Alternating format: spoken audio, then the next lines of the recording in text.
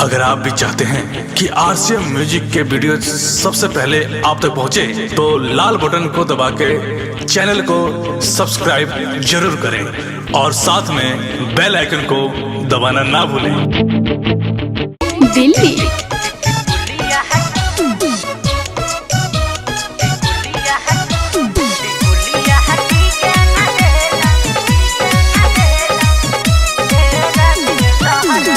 ऐसे कर वह काम तो कैसे चली पिया परिवार।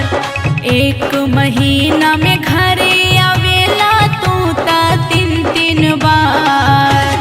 एही आदतिया से पीछे बानी हमनी के टोला भर में। टिकुलिया हटी के न देला, टिकुलिया हटी के न देला रनिया ढेरा दिन शहर में। टिकुलिया हटी के न देला रनिया ढेरा दिन शहर में। माँ वैष्णो रिकॉर्डिंग स्टूडियो दिल्ली।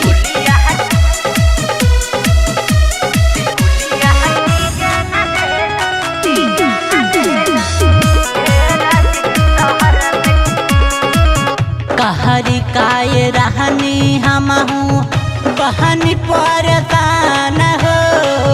तोहरे तुरातिया से हटला न ध्यान हो।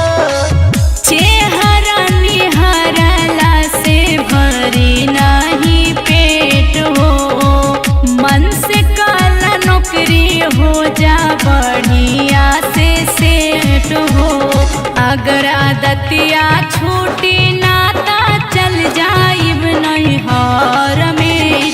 अगर आदतिया छूटी नाता चल जाइब नहीं हार में। टिकुलिया हटी के न देला, टिकुलिया हटी के न देला रनिया ढेरा दिन शहर में। टिकुलिया हटी के न देला रनिया ढेरा दिन शहर में। खाली प्यार के लगे पेट भरी का।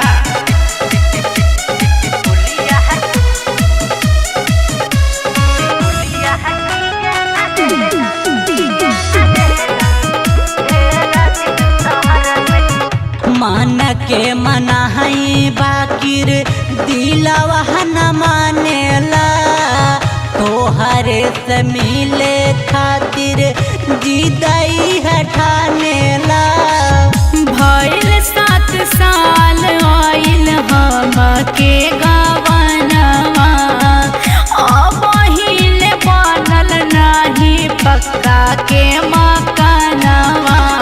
सुना महेश सुरेंद्र सुधर जा रही जतिया घर में। सुना महेश सुरेंद्र सुधर जा रही जतिया घर में। टिकुलिया हटी के न देला, टिकुलिया हटी के न देला रनिया ढेरा दिन शहर में। टिकुलिया हटी के न देला रनिया ढेरा दिन शहर